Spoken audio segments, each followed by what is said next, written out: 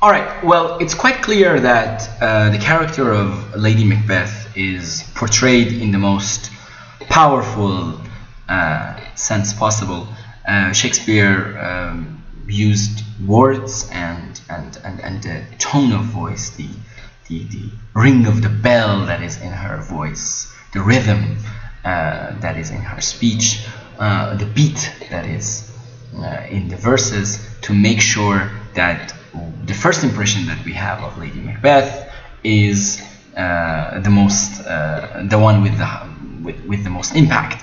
And it's interesting that all through the characters that Shakespeare has had in his plays, it seems that he has done a fairly, safe to say, good job, a fairly well done job when it comes to first impressions. The first impression that we get of Lady Macbeth, it seems to be one of the best ways a character could be shown, if need be, to be portrayed in the powerful sense of the character. And we can see that in her words from the very beginning, where she says, "Come, you spirits that tend on mortal thoughts, unsex me here and fill me from crown to the top full of direst cruelty." And what is very interesting here is that, first off,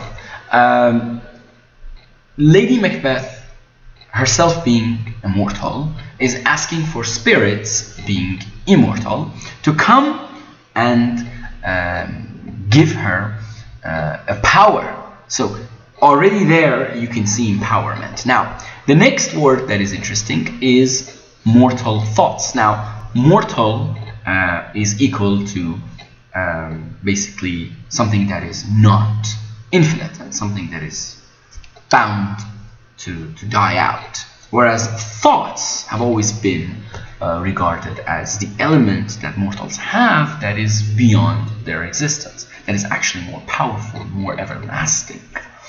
And so to put these two words next to each other, that would create an interesting paradox. But at the same time, it is Lady Macbeth asking the spirits, the world of immortality, the world of eternal existence, to give her the thought. Now, what is that thought?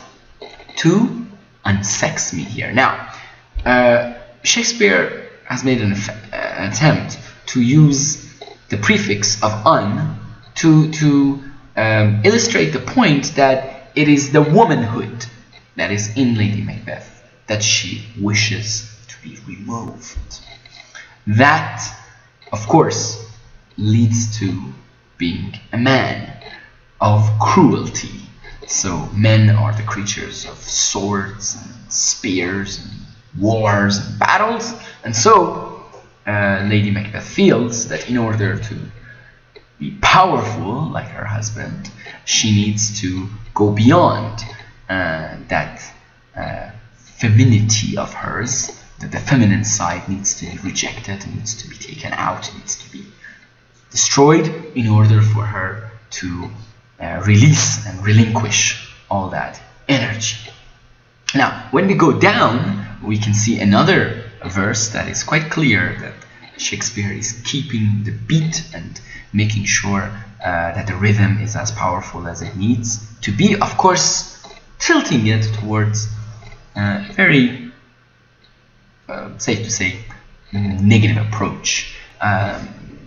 He's carefully crafting this character, clearly in an antagonistic way, at least from a 16th century point of view, but he does it very carefully so that there is this gap that we can sympathize with Lady Macbeth and in a way see her as a hero rather than a villain. But these four lines are a clear example that Shakespeare does intend, in a way, to show her in an antagonistic way. It says, "Come to my woman's breast and take my milk, for gal, you maddening ministers, whenever in your sightless substances you wait on nature's mischief." So although there is an anxiety and there is excitement for these evil spirits to enter, and you could say that itself is the language that Shakespeare is using to create effect. But what is more interesting is that this is a clear example that Shakespeare is showing Lady Macbeth in an antagonistic way. Now, we can have our own interpretations, and at the end of the story, we can sympathize and we can see her in a more complex way. We could see her from a different dimension, and we could see her as a character who was trying to lift up her husband. She was supportive in her own way. She was fighting the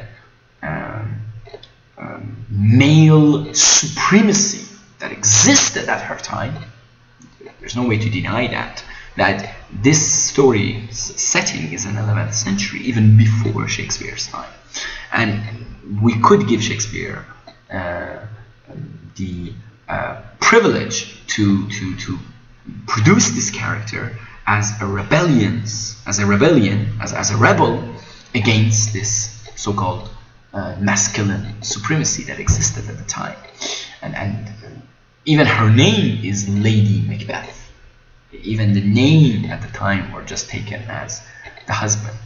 At the time of Shakespeare and even prior to that, of course, Shakespeare is at a very critical time. Queen Elizabeth is in power.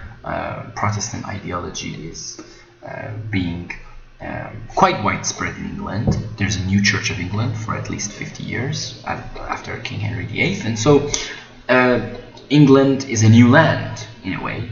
And so Shakespeare is, and of course the discovery of America in 1492, Shakespeare's time, end of the 16th century, they have experienced that. They know that there is a world out there. So there's a lot of things happening.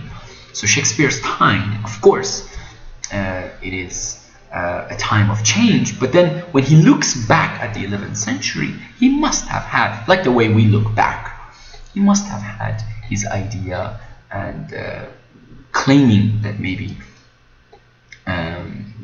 this character is not all antagonistic, but actually she's trying to repel and rebel towards the male supremacy that was inflicted on her. And to answer the third question, that can we see her as a feministic character? Well, definitely. Why? Because Lady Macbeth is everything that feminist ideology stands for. Now, maybe not in the appearance, maybe right off the bat it wouldn't look as if, because she's an antagonist.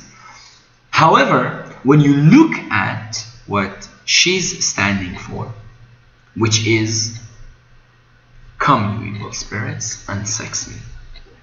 Let me be not treated as a woman, but as the same as anyone else. Exactly the feministic ideology that we and the women and the men are all the same. I personally don't see it that way. I think men need to be men and women need to be women, and I think this feministic ideology is not the way forward. To deny a woman of her womanhood, I don't think is a wise approach. I think a woman needs to be appreciated for her femininity, and a man should be appreciated for his masculinity, vice versa. And so because their nature is different, and therefore they need to be regarded differently. To deny that is absurd. From the perspective of the law, they need to be equal. Nevertheless, when it comes to understanding their nature, of course there are differences. That is, and then to believe that the womanhood needs to go off unsexed, to be unsexed, that is, I think, what Lady Macbeth is proposing, and this is a clear example of such rebellion towards the male supremacy of the time, much like what we have in the 21st century. So, Can Lady Macbeth be seen as a feministic character? Definitely she can, because she's fighting for her womanly right. Of course, she's doing it in a very unconventional, maybe inappropriate way from our point of view, but then she's trying to convince her husband that in order to be powerful, no one actually comes and gives you your power to you. You need to go and strive for it. You need to go and fight for it. And even from a man's point of view, that is not, I mean, no one is that judgmental. However, when it comes to a woman, then we are far too judgmental. And to see her as an antagonistic character, I think that is also a question. I think there is so much in her character that is admirable and is powerful, that in order to understand Lady Macbeth, one of Shakespeare's best characters in terms of characterization, in terms of plot, in how a writer develops a character, she's, I think, a clear example of a writer being able to really bring out a character in all possible dimensions, especially with that tragic death. That is the question for all of us, whether it was destiny or whether it was her fighting for her right to take her own life. And with that, I end the commentary. I hope you enjoyed it.